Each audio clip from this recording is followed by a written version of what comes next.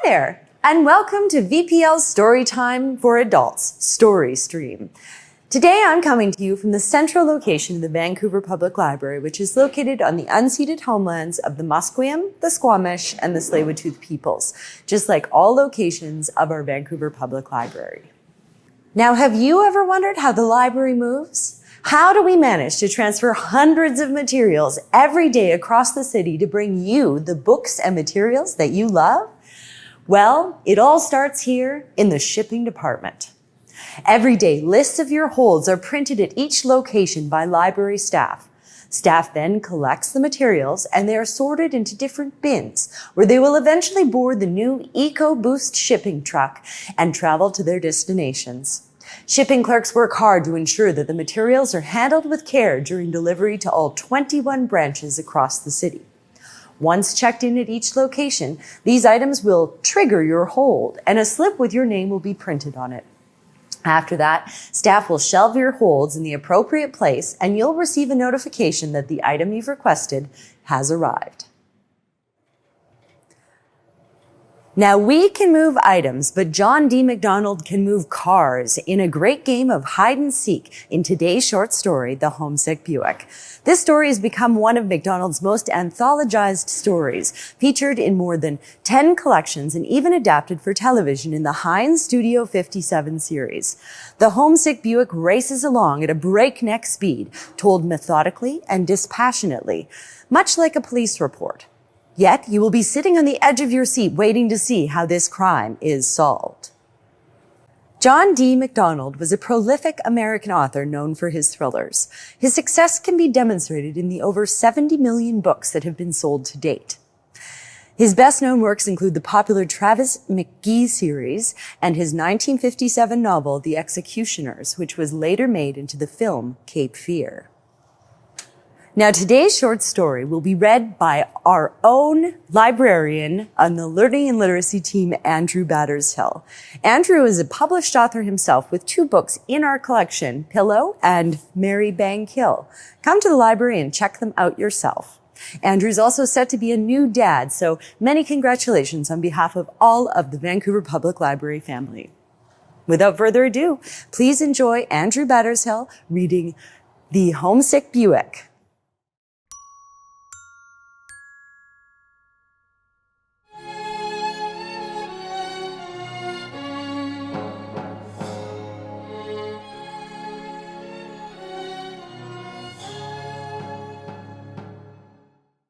To get to Lehman, Texas, you go southwest from Beaumont on Route 90 for approximately 30 miles, then turn right on a 2-lane concrete farm road. 5 minutes from the time you turn, you will reach Lehman. The main part of town is 6 lanes wide and 5 blocks long. If the hand of a careless giant should remove the 6 gas stations, the 2 theaters, Willow's hardware store, the Lehman National Bank, the 2 big air-conditioned 5 and dimes, the Sears store, 4 cafes, Wrightsinger's dress shop, and the Lehman House, a 20-room hotel where there would be very little left except the supermarket and 4 drugstores. On October 3rd, 1949, a Mr. Stanley Woods arrived by bus and carried his suitcase over to the Lehman House.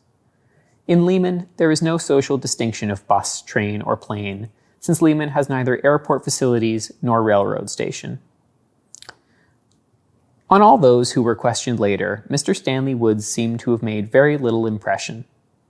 They all spoke of a kind of medium-sized fella in his late 30s, or it might be his 40s. No, he wasn't fat, but he wasn't thin either. Blue eyes? Could be brown. Wore a gray suit, I think. Can't remember whether his glasses had rims or not. If they did have, they were probably gold. But all were agreed that Mr. Stanley Wood radiated quiet confidence in the smell of money. According to the cards that were collected here and there, Mr. Woods represented the Groston Precision Tool Company of Atlanta, Georgia. He had deposited in the Lehman National a certified check for $1,200, and the bank had made the routine check of looking up the credit standing of Groston. It was done in Bradstreet AA, but, of course, the company explained later that they had never heard of Mr. Stanley Woods, nor could the fake calling cards be traced. They were of a type of paper and typeface which could be duplicated 60 or 100 times in every big city in the country.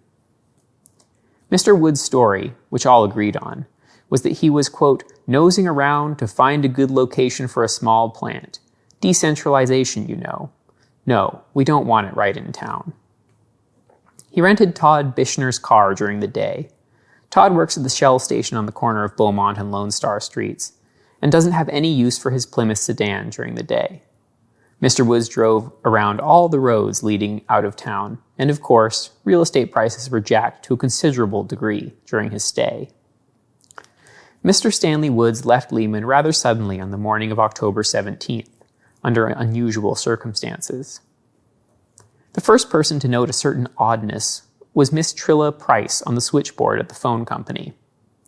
Her local calls were all right, but she couldn't place Charlie Anderson's call to Houston, nor, when she tried, could she raise Beaumont. Charlie was upset because he wanted to wangle an invitation to go visit his sister over the coming weekend. That was at 5 minutes of 9. It was probably at the same time that a car with 2 men in it parked on Beaumont Street diagonally across from the bank, and one of the 2 men lifted the hood and began to fiddle with the electrical system. Nobody agrees from what direction the Buick came into town. There was a man and a girl in it, and they parked near the drugstore. No one seems to know where the third car parked, or even what kind of car it was. The girl and the man got out of the Buick slowly, just as Stanley Woods came down the street from the hotel. In Lehman, the bank is open on weekdays from 9 until 2. And so, at 9 o'clock, C.F. Hethridge, who is, or was, the chief teller, raised the green shades on the inside of the bank doors and unlocked the doors. He greeted Mr. Woods, who went on over to the high counter at the east wall and began to ponder over his checkbook. At this point, out on the street, a very peculiar thing happened.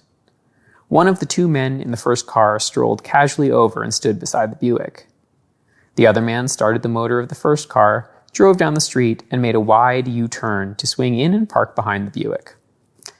The girl and the man had gone over to Bob Kimball's window. Bob is second teller, and the only thing he can remember about the girl is that she was blonde and a little hard-looking around the mouth, and that she wore a great big alligator shoulder bag. The man with her made no impression on Bob at all, except that Bob thinks the man was on the heavy side.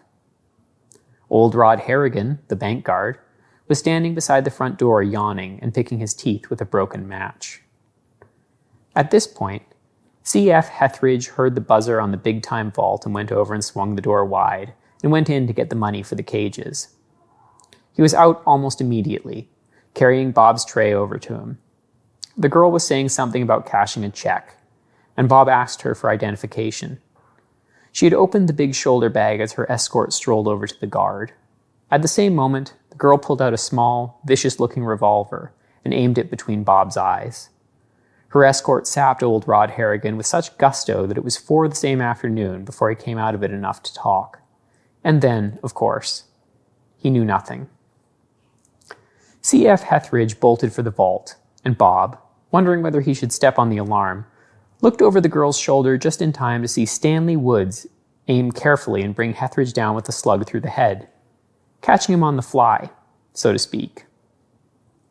Bob says that things were pretty confusing, and that the sight of Hethridge dying so suddenly sort of took the heart out of him. Anyway, there was a third car and it contained 3 men, 2 of them equipped with empty black leather suitcases. They went into the vault, acting as though they had been all through the bank 50 times. They stepped over Hethridge on the way in and on the way out again. About the only cash they overlooked was the cash right in front of Bob, in his teller's drawer. As they all broke for the door, Bob dropped and pressed the alarm button. He said later that he held his hands over his eyes, though what good that would do to him, he couldn't say. Henry Willows is the real hero. He was fuddying around in his hardware store when he heard the alarm. With a reaction time remarkable in a man close to 70, he took a little .22 rifle, slapped a clip into it, trotted to his store door, and quickly analyzed the situation. He saw Mr. Woods, whom he recognized, plus 3 strangers and a blonde woman coming out of the bank pretty fast. 3 cars were lined up, each one with a driver. 2 of the men, coming out of the bank carried heavy suitcases. Henry leveled on the driver of the lead car, the Buick, and shot him in the left temple, killing him outright. The man slumped over the wheel, his body resting against the horn ring, which, of course, added its blare to the clanging of the bank alarm. At that point, a slug, later identified as having come from a Smith & Wesson police positive, smashed a neat hole in Henry's plate glass store window, radiating cracks in all directions. Henry ducked, and by the time he got ready to take a second shot, the two other cars were gone. The Buick was still there. He saw Bob run out of the bank, and later on he told his wife that he had his finger on the trigger and his sights lined up before it came to him that it was Bob Kimball.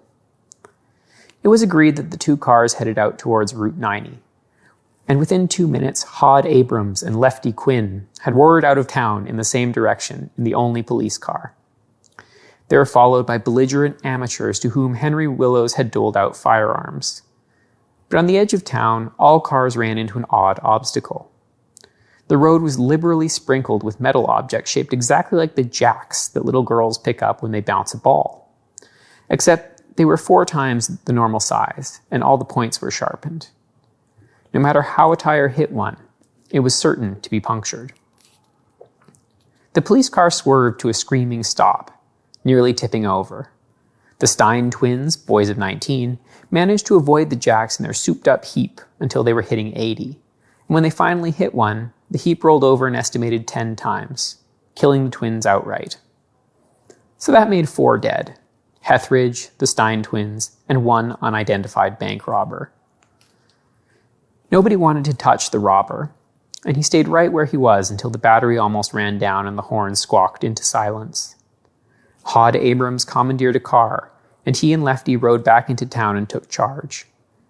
They couldn't get word out by phone, and within a very short time they found that some sharpshooter with a high-powered rifle had gone to work on the towers of local station WLEE and had put the station out of business.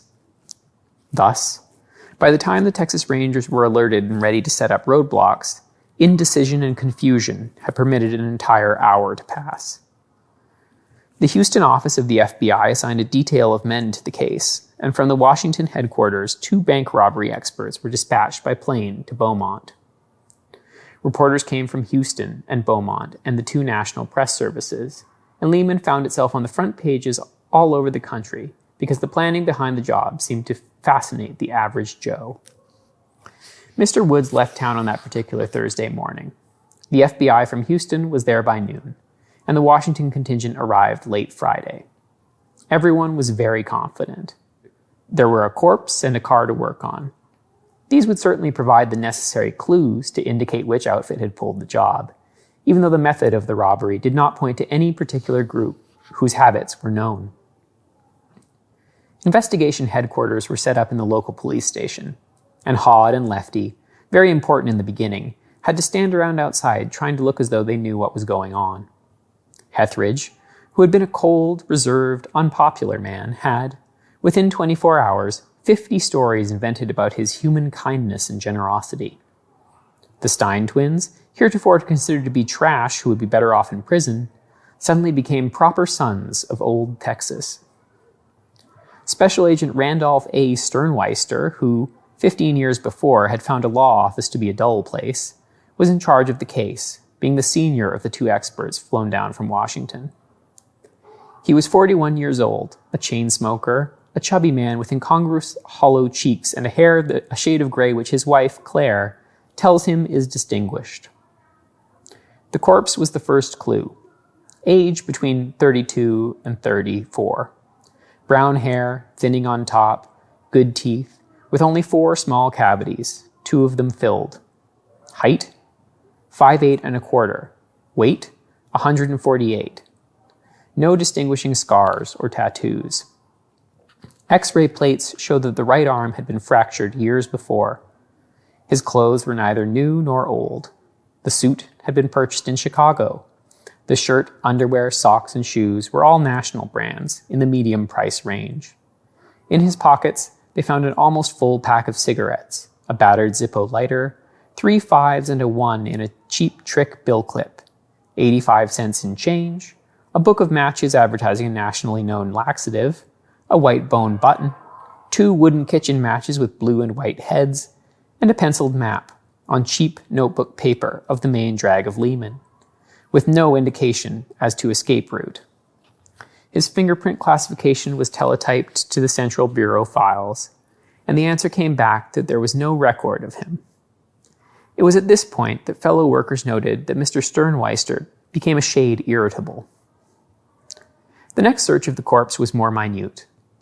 No specific occupational calluses were found on his hands. The absence of laundry marks indicated that his linen, if it had been sent out, had been cleaned by a neighborhood laundress. Since Willows had used a .22 hollow point, the hydraulic pressure on the brain fluids had caused the eyes of Mr. X to bulge in a disconcerting fashion. A local undertaker, experienced in the damage caused by the average Texas automobile accident, replaced the bulging eyeballs and smoothed out the expression for a series of pictures which were sent to many points. The Chicago office reported that the clothing store which had sold the suit was large, and that the daily traffic was such that no clerk could identify the customer from the picture, nor was the youngish man known to the Chicago police. Fingernail scrapings were put in a labeled glassine envelope, as well as the dust vacuumed from pants cuffs and other portions of the clothing likely to collect dust. The excellent lab in Houston reported back that the dust and scrapings were negative to the extent that the man could not be tied down to any particular locality. In the meantime, the Buick had been the object of equal scrutiny. The outside was a mass of prints from the citizens of Lehman, who had peered morbidly in at the man leaning against the horn ring. The plates were Mississippi license plates, and in checking with the Bureau of Motor Vehicle Registration, it was found that the plates had been issued for a 1949 Mercury convertible, which had been almost totally destroyed in a head-on collision in June 1949. The motor number and serial number of the Buick were checked against central records, and it was discovered that the Buick was one which had disappeared from Chapel Hill, North Carolina, on the 5th of July, 1949. The insurance company, having already replaced the vehicle, was anxious to take possession of the stolen car. Pictures of Mr. X, relayed to Chapel Hill, North Carolina, and to myriad points in Mississippi, drew a large blank. In the meantime, a careful dusting of the car had brought out 6 prints, all different. 2 of them turned out to be on record. The first was on record through the cross-classification of army prints. The man in question was found working in a gas station in Lake Charles, Louisiana. He had a very difficult 2 hours, until a bright police officer had him demonstrate his procedure for brushing out the front of the car. Ex-Sergeant Golden braced his left hand against the dashboard in almost the precise place where the print had been found. He was given a picture of Mr. X to study. By that time, he was so thoroughly annoyed at the forces of law and order that it was impossible to ascertain whether or not he had ever seen the man in question. But, due to the apparent freshness of the paint, it was established, a reasonable assumption, that the gangsters had driven into Texas from the east. The second print on record was an old print, visible when dust was carefully blown off the braces under the dismantled front seat. It belonged to a garage mechanic in Chapel Hill, who once had a small misunderstanding with the forces of law and order, and who was able to prove, through the garage work orders, that he had repaired the front seat mechanism when it had jammed in April 1949. The samples of road dirt and dust taken from the fender wells and the frame member proved nothing. The dust was proved spectroscopically to be from deep in the heart of Texas, and the valid assumption, after checking old weather reports, was that the car had come through some brisk thunderstorms en route. Butts in the ashtray of the car showed that either 2 women or 1 woman with 2 brands of lipstick had ridden recently as a passenger. Both brands of lipstick were of shades which would go with a fair complexioned blonde, and both brands were available in Woolworth, Cress's, Kresge's, Walgreens. In fact, every chain outfit of any importance. 1 large crumb of stale whole wheat bread was found on the floor mat, and even Sternweister could make little of that, despite the fact that the lab was able to report that the bread had been eaten in conjunction with liverwurst. Attention was given to the oversized jacks, which had so neatly punctured the tires. An ex-OSS officer reported that similar items had been scattered on enemy roads in Burma during the late war. And after examining the samples, he stated confidently that the OSS merchandise had been better made. A competent machinist looked them over and stated with assurance that they had been made by cutting 8-inch rods into short lengths, grinding them on a wheel, putting them in a jig, and spot welding them. He said that the maker did not do much of a job on either the grinding or the welding, and that the jig itself was a little out of line. An analysis of the steel showed that it was a Jones & Laughlin product that could be bought in quantity at any wholesaler and in a great many hardware stores. The auditors, after a careful examination of the situation at the bank, reported that the sum of exactly $94,725 had disappeared. They recommended that the balance of $982.80 remaining in Stanley Wood's account be considered as forfeited, thus reducing the loss to $93,742.20. The good citizens of Lehman preferred to think that Stanley had withdrawn his account. Every person who had a glimpse of the gang was cross-examined. Sternweister was appalled at the difficulty involved in even establishing how many there had been. Woods, the blonde, and the stocky citizen were definite. And then there were the two with suitcases, generally agreed upon. Total so far, 5. The big question was whether each car had a driver waiting. Some said no, that the last car in line had been empty. Willows insisted angrily that there had been a driver behind each wheel. Sternweister at last settled for a total of 8, 7 of whom had escaped. No one had taken down a single license number, but it was positively established that the other 2 cars had been either 2- or 4-door sedans in dark blue, black, green, or maroon, and that they had been either Buicks, Nashes, Oldsmobiles, Chryslers, Pontiacs, or Packards, or maybe Hudsons.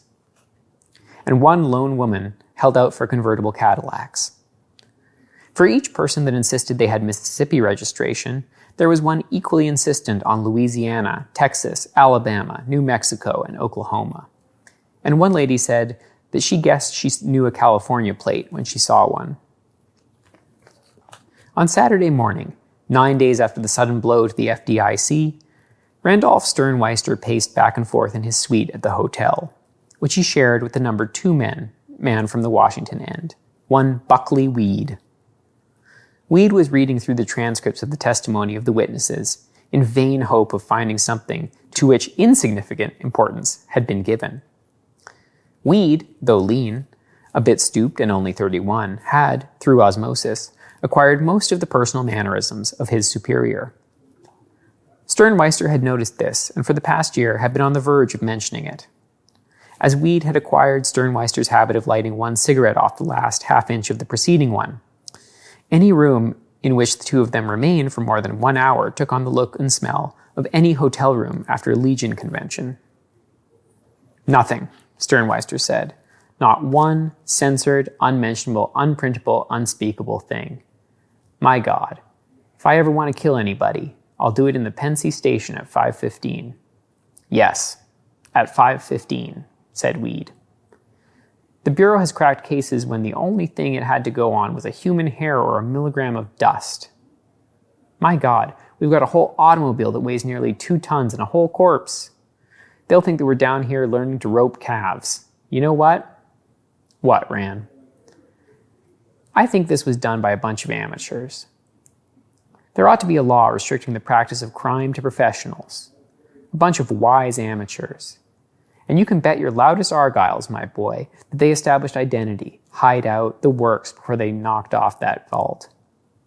Right now, blast their souls, there being 7 average citizens in some average community making no splash with that 94 grand. People didn't used to move around so much. Since the war, they've been migrating all over the place. See anything in those transcripts? Nothing. Then stop rattling paper. I can't think. Since a week ago Thursday, 51 stolen cars have been recovered in the south and southwest, and we don't know which two, if any, belong to this mob. We don't even know which route they took away from here. Believe it or not, nobody saw them. As the two specialists stared bleakly at each other, a young man of 14 named Pink D was sliding inconspicuously through the shadows in the rear of Louis's garage. Tow car service, open 24 hours. Pink was considered to have been the least beautiful baby, the most unprepossessing child in Lehman, and he gave frank promise of growing up to be a rather coarse joke on the entire human race. Born with milk blue skin, dead white hair, little reddish weak eyes, pipe cleaner bones, narrow forehead, no chin, beaver teeth, a voice like an unoiled hinge, nature had made the usual compensation. His reaction time was exceptional. Plenty of more rugged and more normal children had found that Pink D could hit you by the time you had the word out of your mouth. The blow came from an outsized, knobby fist at the end of a long, thin arm, and he swung it with all the abandon of a bag of rocks at the end of a rope. The second important item about Pink D came to light when the Lehman school system started giving IQs. Pink's was higher than they were willing to admit the first time, as it did not seem proper that the only genius in Lehman should be old Homer D's only son. Pink caught on, and the second time he was rated, he got it down into the cretin class. The third rating was 99, and everybody seemed happy with that. At 14, Pink was 6 feet tall and weighed 127 pounds.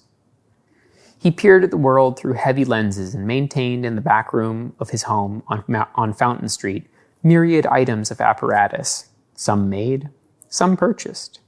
There, he investigated certain electrical and magnetic phenomena, having tired of building radios, and carried on a fairly virulent correspondence on the quantum theory with a Caltech professor who was under the impression he was arguing with someone of more mature years. Dressed in his khakis, Pink moved through the shadows, inserted the key he had filched into the Buick door, and then into the ignition lock. He turned it to the left to activate the electrical gimmicks, and then turned on the car radio. As soon as it warmed up, he pushed the selective buttons, carefully noting the dial. When he had the readings, he turned it to WLEE to check the accuracy of the dial. When WLEE roared into a farm report, Louis appeared and dragged Pink out by the thin scruff of his neck. "What the hell?" Louis said. Being unable to think of any adequate explanation, Pink wriggled away and loped out. Pink's next stop was WLEE, where he was well known. He found the manual he wanted and spent the next 20 minutes leafing through it. Having been subjected to a certain amount of sarcasm from both Sternweister and Weed, Hod Abrams and Lefty Quinn were in no mood for the approach Pink D used. "I demand to see the FBI," Pink said firmly, the effect spoiled a bit by the fact that his voice change was so recent that the final syllable was a reversion to his childhood squeaky hinge voice. "He demands," Hod said to Lefty.